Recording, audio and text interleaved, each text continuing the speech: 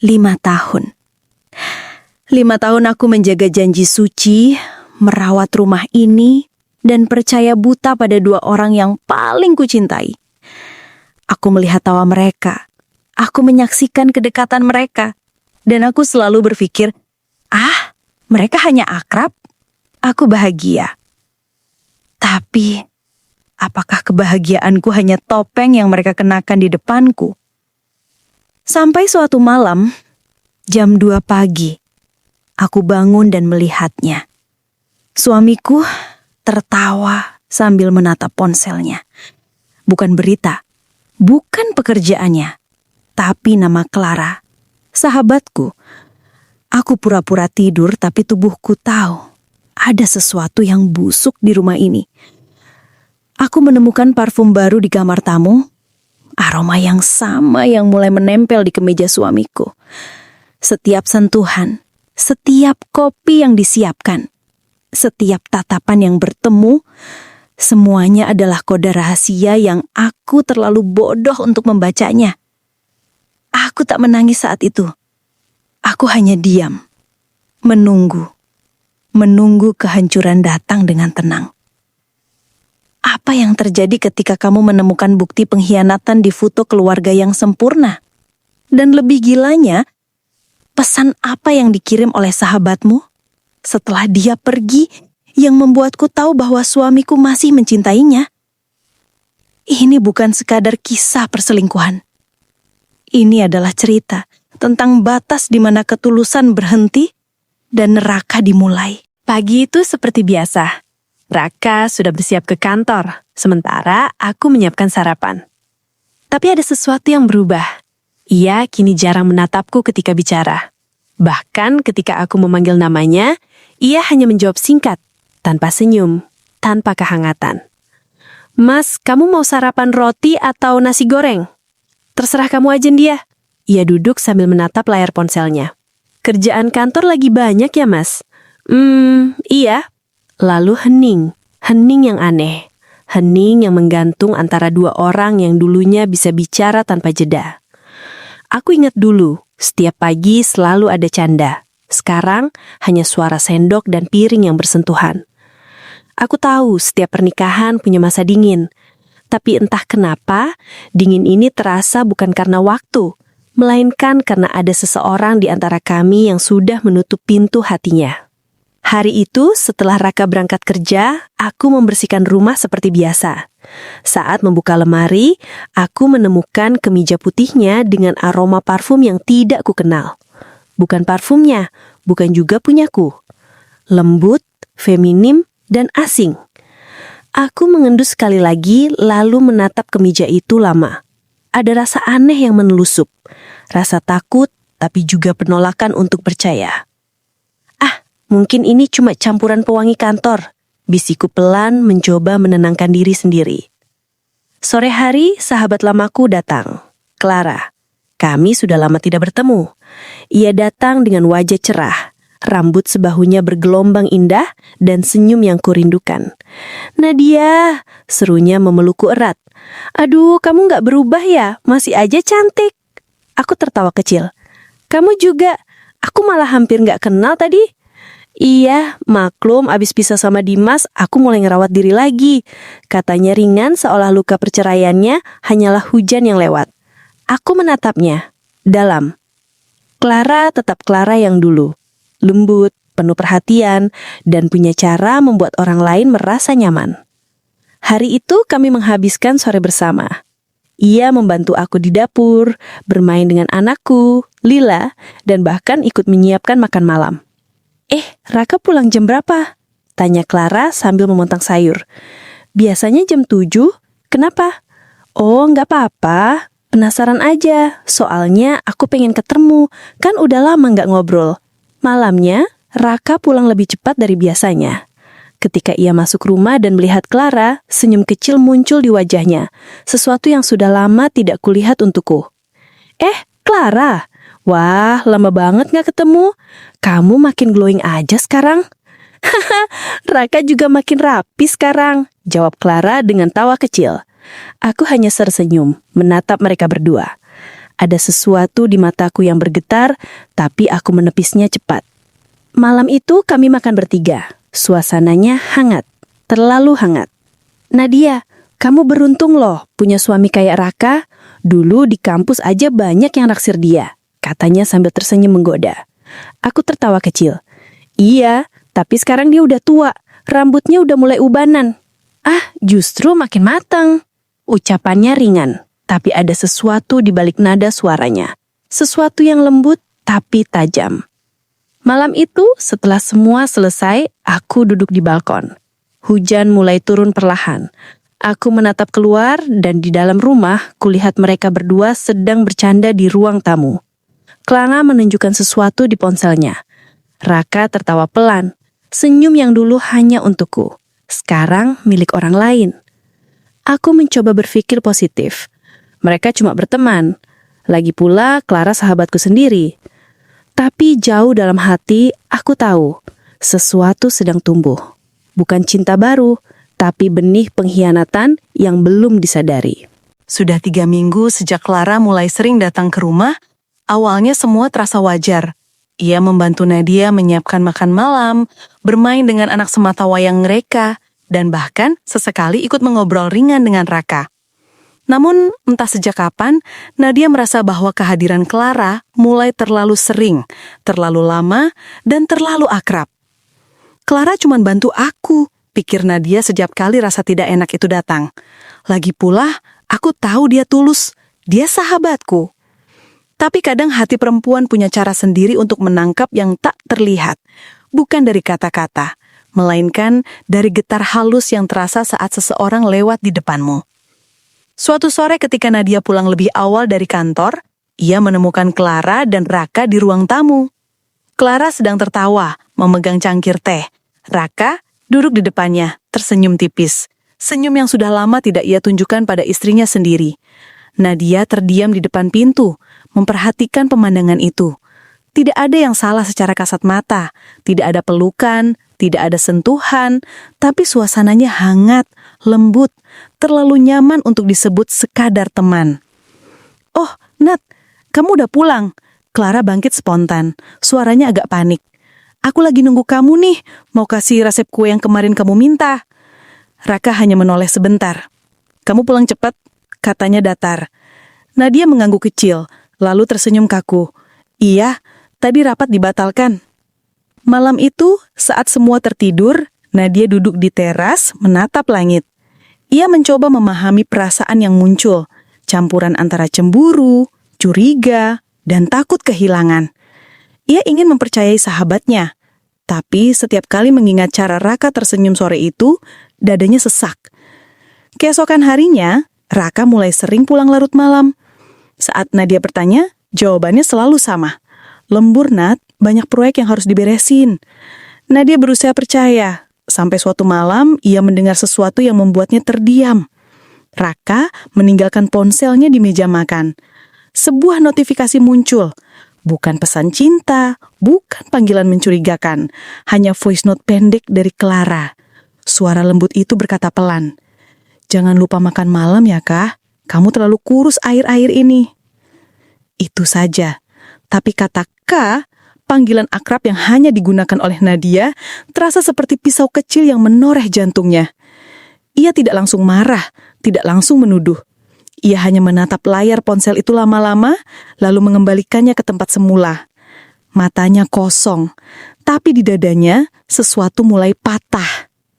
Beberapa hari kemudian, Nadia mencoba berbicara dengan Clara. Mereka duduk di kafe langganan mereka, tempat dulu sering tertawa membicarakan hal-hal ringan. Kini, suasananya dingin, seperti ada sesuatu yang tidak terlihat memisahkan mereka. "Clara, kamu akhir-akhir ini sering ke rumah ya?" "Iya, kan kamu sendiri yang minta bantu jagain anak kamu waktu kamu lembur." "Iya, tapi sekarang aku udah sering di rumah." Clara menatapnya sebentar, lalu tersenyum samar. "Kamu curiga sama aku?" "Enggak," jawab Nadia cepat, tapi nada suaranya goyah. "Aku cuma ngerasa kamu terlalu perhatian sama Raka." "Ah, Nat, kamu beneran mikir gitu. Aku ini sahabat kamu, bukan orang lain."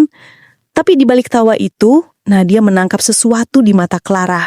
rasa bersalah yang berusaha disembunyikan di balik kepura-puraan santai. Malamnya saat Raka pulang, Nadia mencoba mengungkapkan isi hatinya. "Kah, aku pengen tanya sesuatu." "Tentang apa?" "Tentang Clara." Raka menatap istrinya, lalu menunduk pelan. "Kamu mulai gak percaya sama aku?" "Aku cuma pengen jujur. Aku lihat kamu nyaman banget sama dia." "Dia cuma teman kamu, Nat. Aku cuma sopan. Kamu sendiri yang bawa dia masuk ke hidup kita." Jawaban itu seharusnya cukup, tapi nada dinginnya justru membuat luka Nadia semakin dalam. Ia merasa seolah Raka sedang menyalahkannya, padahal yang ia inginkan hanyalah kejujuran. Hari-hari berikutnya berjalan seperti kabut. Raka makin jarang di rumah. Clara makin sering datang, dan Nadia makin merasa dirinya hanya tamu di rumah sendiri. Kadang ia berdiri di dapur, melihat Clara dan Raka bercakap sambil tertawa pelan. Suara mereka lembut, akrab. Tapi bagi Nadia, setiap tawa itu terdengar seperti gema pengkhianatan. "Aku masih istri di rumah ini," bisiknya pada diri sendiri. "Tapi kenapa aku merasa seperti orang ketiga?" Suatu malam hujan turun deras. Nadia sedang menyiapkan makan malam saat listrik padam. Rumah gelap, hanya cahaya lilin yang bergetar di meja makan. Ia menunggu Raka pulang, tapi yang datang justru suara mobil berhenti di depan rumah. Nadia menatap keluar jendela dan melihat Raka keluar dari mobil bersama Clara. Mereka berlari kecil ke teras, tertawa di bawah hujan, saling memayungi. Mereka tampak begitu dekat, terlalu dekat. Nadia tidak keluar. Ia hanya berdiri di balik tirai, melihat dua orang yang dulu paling ia percaya, kini berbagi payung dalam hujan. Air matanya jatuh pelan, tanpa suara, sama seperti hatinya yang kini perlahan runtuh dalam diam. "Aku tahu, mungkin aku belum punya bukti. Tapi kadang yang paling menyakitkan bukan karena kita melihat mereka bersalah, tapi karena kita tahu, dan mereka tetap berpura-pura tidak ada apa-apa. Dan malam itu, di bawah hujan, aku sadar cinta yang tumbuh di antara mereka bukan lagi sekadar bayangan." Setelah malam itu, sesuatu berubah. Bukan hanya di hati Nadia, tapi di udara rumah itu. Ada jarak yang makin lebar, ada tatapan yang makin dingin, dan ada keheningan yang semakin lama semakin menyesakan. Raka jarang bicara. Kalaupun berbicara, selalu datar. Sementara Clara masih datang, tapi kini dengan cara yang lebih hati-hati. Tidak lagi tertawa keras, tidak lagi terlalu lama duduk di ruang tamu. Namun justru dari kehati-hatian itulah Nadia tahu ada sesuatu yang mereka sembunyikan. Suatu siang, Nadia berpura-pura pergi ke kantor. Padahal ia hanya bersembunyi di dalam mobil, memarkirkannya beberapa meter dari rumah. Ia ingin tahu, apakah Raka akan sendirian hari itu. Waktu berjalan lambat. Pukul 2 siang, sebuah motor berhenti di depan rumah. Clara turun, membawa kantong plastik berisi makanan. Ia menekan bel dan pintu langsung terbuka. Tanpa menunggu lama, ia masuk. Nadia menatap dari kejauhan, tangannya gemetar. Bibirnya bergetar pelan saat ia berbisik. "Kau sungguh melangkah sejauh itu, Clara." Ia ingin turun, ingin menerobos masuk dan berteriak. Tapi tubuhnya tak sanggup bergerak. Hatinya terlalu lemah untuk menyaksikan apapun lagi. 2 jam kemudian, Clara keluar. Wajahnya tampak gugup. Raka mengantarnya sampai teras. Tapi sebelum Clara pergi, Nadia melihat sesuatu yang membuat seluruh tubuhnya kaku. Raka menyentuh tangan Clara. Sebentar saja, tapi cukup untuk membuat napasnya berhenti. Sentuhan itu bukan sekedar ramah. Ada getar halus di sana. Ada rasa bersalah tapi juga keintiman. Nadia memalingkan wajahnya, menutup mulut agar tidak menangis keras-keras. Ia menatap refleksi dirinya di kaca mobil. Mata merah, wajah pucat, dan hati yang hancur. "Aku kehilangan dia, bahkan sebelum aku sempat melawannya," bisiknya pelan. Malamnya Raka pulang lebih cepat. Ia tampak lelah. Tapi entah kenapa Nadia justru melihat kelelahan itu sebagai tanda kebohongan. Ia ingin bicara, ingin jujur. Tapi kata-kata itu tertahan di tenggorokan. "Kak," katanya perlahan. "Kamu bahagia nggak sama aku?" Raka terdiam lama. "Pertanyaan apa itu, Nat?" "Aku cuma tanya, kamu masih ngerasa aku rumah kamu?" Raka menatapnya dengan pandangan yang tak bisa dibaca. "Aku nggak kemana-mana, Nat. Kamu aja yang terlalu curiga." Nadia mengangguk pelan. "Mungkin," katanya dengan suara serak. "Atau mungkin kamu udah ke tempat lain tapi belum sempat pamit." Raka tak menjawab. Ia hanya menarik napas panjang lalu berlalu ke kamar. Dan malam itu, untuk pertama kalinya sejak mereka menikah, Nadia tidur sendirian. Beberapa hari kemudian, Clara mengirim pesan. "Nat, aku boleh main ke rumah. Aku pengen jelasin sesuatu." Nadia hampir mengetik jangan datang. Tapi entah kenapa jarinya berhenti. Ada bagian dari dirinya yang ingin mendengar pengakuan itu langsung. Maka ia menjawab singkat, "Datanglah." Sore itu Clara muncul dengan wajah tegang. Ia membawa kue, seperti biasa. Kue yang dulu mereka buat bersama. Tapi kali ini, aromanya terasa pahit. "Aku tahu kamu marah," kata Clara belahan. "Aku nggak marah," jawab Nadia datar. "Aku cuma pengen jelasin." "Jelaskan apa, Clara? Tentang suamiku? Tentang kenapa kamu lebih tahu apa yang dia suka makan daripada aku?" Clara menunduk. Air matanya menetes tanpa suara. "Aku nggak bermaksud jatuh cinta sama dia, Nat. Awalnya aku cuma kasihan. Kamu sering lembur, dia sering sendirian. Aku pikir aku cuma pengen bantu. Tapi lama-lama, aku nggak tahu kenapa. Aku mulai nunggu pesan dari dia. Aku mulai seneng kalau dia cerita sesuatu. Aku tahu ini salah, tapi aku nggak bisa berhenti."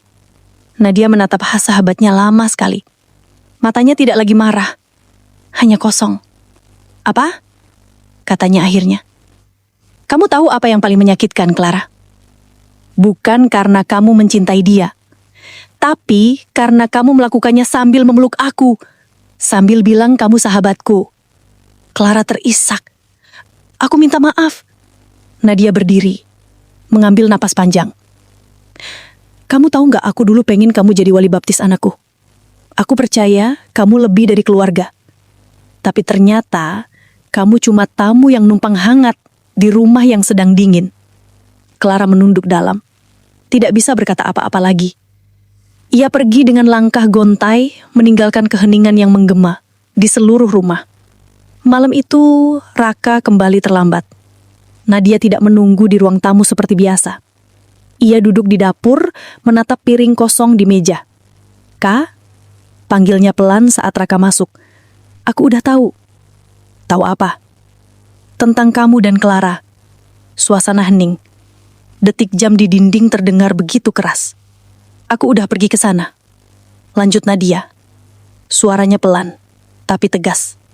"Dia udah ngaku. Kamu gak perlu bohong lagi." Raka menatap lantai lama sekali. Lalu berkata lirih, "Aku gak bermaksud, Nat. Aku cuma capek. Kamu sibuk. Kamu jauh. Aku ngerasa kosong. Dan dia datang. Dan kamu isi kekosongan itu dengan dia." Potong Nadia, matanya mulai berkaca-kaca. "Aku manusia, Nat," jawab Raka pecah. "Aku gak rencanain ini. Tapi lama-lama, aku butuh dia." Air mata Nadia jatuh. "Aku juga manusia, Kak. Tapi bedanya aku memilih tetap setia. Bahkan saat aku kesepian."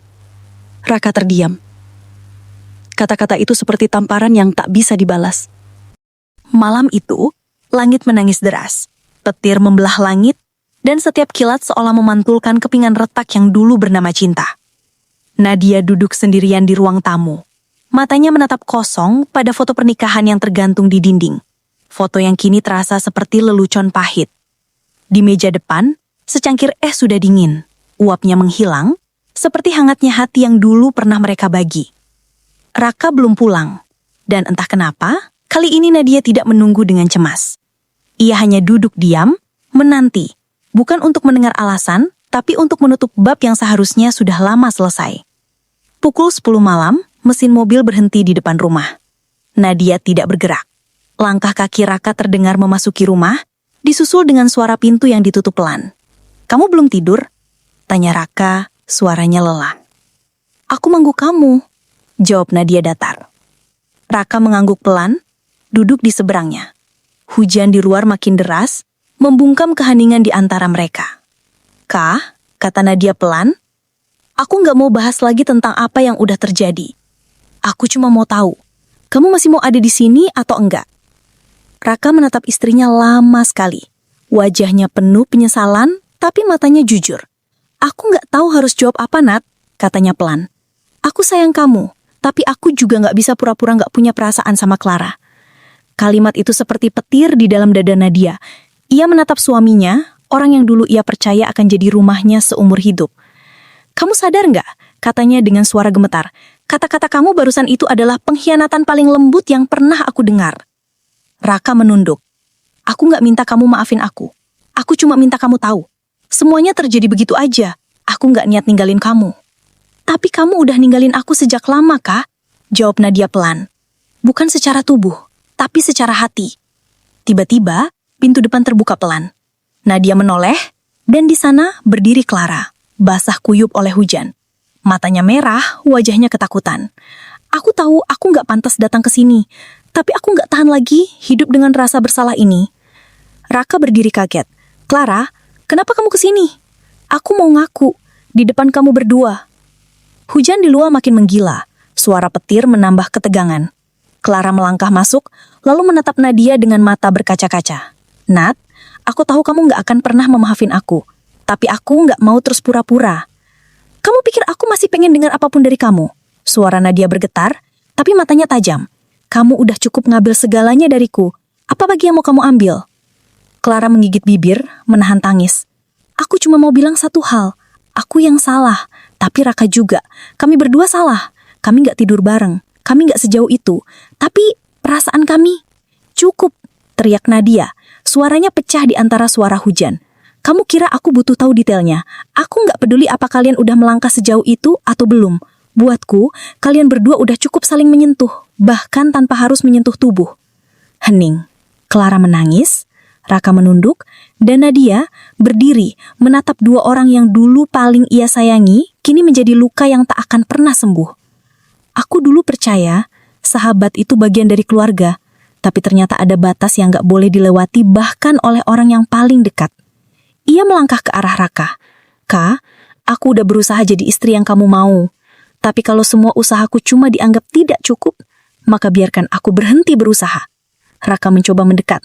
"Nat, dengar aku dulu. Nggak ada lagi yang perlu aku dengar," potong Nadia. "Kamu udah bilang semuanya waktu kamu bilang, aku sayang kamu, tapi juga dia." Clara terisak keras. "Nat, aku benar-benar menyesal." "Penyesalan kamu datang terlambat, Clara," jawab Nadia dingin.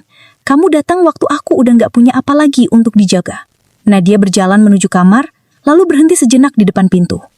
"Aku akan pergi besok. Rumah ini biar kamu yang tempati, Kak. Aku nggak sanggup tinggal di tempat yang setiap dindingnya mengingatkanku pada pengkhianatan." Ia menoleh sebentar, matanya penuh air, tapi suaranya tegas. "Dan kamu, Clara, aku harap suatu hari kamu tahu rasa bersalah bisa lebih menyakitkan daripada cinta yang salah." Lalu ia masuk ke kamar, menutup pintu perlahan-lahan. Raka terdiam di ruang tamu. Clara berdiri mematung, tangisnya tertahan. Tak ada kata yang cukup untuk memperbaiki yang sudah hancur. Raka menatap foto keluarga di dinding. Ia meraih bingkainya, tapi entah karena tangan gemetar atau hati terlalu berat, foto itu jatuh, kaca depannya pecah, menyisakan serpihan yang memantulkan wajah mereka bertiga. Cinta ini seharusnya tidak tumbuh. Gumam Raka, suara serah hampir hilang. Di kamar, Nadia duduk di lantai, menangis dalam diam. Ia memeluk dirinya sendiri, seperti ingin menahan tubuhnya agar tidak runtuh sepenuhnya. "Aku nggak akan pernah membenci muka," bisiknya di antara isak. "Tapi aku juga nggak akan pernah bisa jadi orang yang sama lagi." Pagi menjelang, hujan berhenti. Langit masih kelabu. Tapi di udara ada keheningan yang lain. Keheningan setelah badai. Nadia melangkah keluar rumah dengan koper kecil di tangan. Raka berdiri di teras, wajahnya kosong. Mereka saling menatap. Dua jiwa yang dulu satu, kini terpisah oleh sesuatu yang tidak bisa dihapus. Jaga dirimu, Kak, katanya pelan. Dan jangan biarkan siapapun lagi mencintai kamu dalam kesalahan. Ia berjalan pergi tanpa menoleh lagi. Dan di belakangnya, rumah itu kini terasa seperti kuburan dari cinta yang pernah hidup di dalamnya. Cinta yang salah tidak selalu berakhir dengan kebencian, bisik suara Nadia dalam narasi terakhir. Kadang, ia berakhir dengan pengampunan yang diam-diam membunuh hati kita perlahan. 3 bulan sudah berlalu sejak malam itu. Musim hujan hampir berakhir, tapi di hati Nadia, mendung masih menggantung.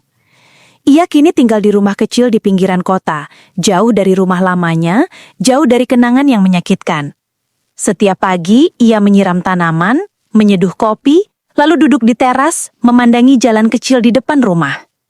Rutinitas sederhana itu menjadi caranya untuk menyembuhkan diri, sedikit demi sedikit.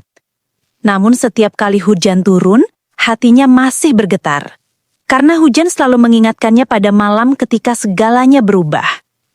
Di sisi lain, Raka hidup dalam diam. Ia masih tinggal di rumah yang sama, tapi kehangatan rumah itu telah menguap bersama kepergian Nadia. Setiap ruangan terasa kosong, setiap sudut seperti memantulkan suara langkahnya yang kini sendiri. Clara, ia pergi keluar kota tak lama setelah kejadian itu. Tanpa pesan, tanpa pamit. Hanya satu surat yang ia tinggalkan, untuk Raka dan untuk Nadia. Aku tidak layak untuk tinggal di tengah kalian, tulisnya. Aku hanya ingin belajar menanggung kesalahanku sendiri. Surat itu kini tersimpan di laci meja kerja Raka, sudah menguning di ujungnya, tapi tak pernah ia buang. Suatu sore, Nadia menerima paket tanpa nama. Di dalamnya ada sebuah buku catatan berwarna coklat, buku yang dulu sering dibawa Clara saat mereka masih bersahabat. Halaman pertama penuh dengan tulisan tangan. Untuk Nadia, aku tidak minta dimaafkan, tapi biarkan aku menulis semua yang tidak sempat kuucapkan. Nadia membaca perlahan. Di sana tertulis kenangan-kenangan kecil saat mereka tertawa bersama, menangis bersama, dan mimpi yang dulu mereka bagi. Namun di bagian akhir, tulisan Clara berubah menjadi kalimat yang membuat Nadia meneteskan air mata. Aku jatuh cinta pada suamimu bukan karena aku ingin merebutnya, tapi karena aku iri dengan caramu mencintainya. Dan aku sadar aku hanya mencintai pantulan dari dirimu di dirinya. Tangisan Nadia pecah malam itu, bukan karena marah, tapi karena akhirnya ia mengerti. Pengkhianatan kadang lahir bukan dari niat jahat, tapi dari hati yang kehilangan arah. Hari-hari berikutnya berjalan tenang. Nadia mulai menulis diari, bukan tentang luka, tapi tentang penyembuhan. Tentang bagaimana cinta yang retak bisa tetap menyisakan cahaya kecil jika seseorang mau belajar menerima kenyataan tanpa dendam. Suatu pagi, Nadia menerima pesan singkat di ponselnya. Nomor tak dikenal, tapi ia tahu betul siapa pengirimnya. Aku harap kamu bahagia, Nat. Aku nggak minta maaf lagi karena aku tahu kata itu nggak cukup. Aku cuma ingin kamu tahu aku belajar banyak dari caramu diam. R. Nadia menatap layar itu lama sekali. Senyum tipis muncul di wajahnya, bukan karena rindu tapi karena hatinya akhirnya tenang. Aku juga udah maafin kamu, Kak. Bukan karena kamu pantas dimaafkan, tapi karena aku pantas bahagia. 2 tahun kemudian, Nadia kini membuka sebuah studio kecil, tempat ia mengajar menulis dan berbagi kisah tentang luka dan keberanian. Ia menamai studionya Langit Setelah Hujan. Di dinding depan, ia menulis kutipan sederhana. Tidak semua kehilangan berarti akhir. Kadang ia hanya cara semesta mengarahkan kita pulang pada diri sendiri. Setiap kali murid-muridnya bertanya kenapa ia memilih nama itu, Nadia hanya senyum dan menjawab. Karena dulu aku pernah hampir tenggelam dalam badai, tapi hujanlah yang justru membuatku tumbuh. Sementara itu, di kota lain, Raka hidup dalam kesederhanaan. Ia sudah tak lagi bekerja di kantor lamanya. Ia menulis sesuatu yang dulu tak pernah ia lakukan. Tulisan pertamanya, sebuah buku dengan judul Sahabat Istriku. Ia menulisnya bukan untuk menjelaskan, tapi untuk menebus. Dalam pengantar bukunya, ia menulis, cinta tidak pernah salah, yang salah adalah arah. Aku mencintai 2 hati yang sama, tapi kehilangan keduanya karena aku tak tahu cara mencintai dengan benar. Buku itu diam-diam ia kirimkan ke alamat Nadia, bersama sebuah surat pendek. Aku tahu kamu sudah punya hidupmu sendiri. Aku cuma ingin kamu tahu, luka yang kamu tinggalkan membuatku belajar jadi manusia. Terima kasih, Nat. Nadia membaca surat itu di senja yang tenang. Ia duduk di teras, angin sore mengelus rambutnya. Dan untuk pertama kalinya sejak lama, ia tersenyum. Bukan senyum yang dipaksakan, tapi yang datang dari kedamaian sejati. Mungkin benar, bisik Nadia dengan lembut. Tidak semua kisah cinta berakhir bahagia. Tapi setiap cinta yang tulus pasti meninggalkan pelajaran. Ia menutup surat itu, menatap langit jingga yang perlahan berubah kelabu. Di dadanya ada rasa yang tak bisa dijelaskan. Bukan sedih, bukan bahagia, tapi selesai. Cinta itu seperti hujan, suara narasi Nadia terdengar lembut. Kadang datang tiba-tiba, membawa kehidupan, tapi juga bisa menghancurkan apa yang kita bangun dengan hati-hati. Tapi hujanlah yang mengajarkan kita, setelah badai, selalu ada langit yang jernih kalau kita berani menunggu. Aku pernah kehilangan segalanya, tapi aku tidak kehilangan diriku. Dan ternyata, itu sudah cukup.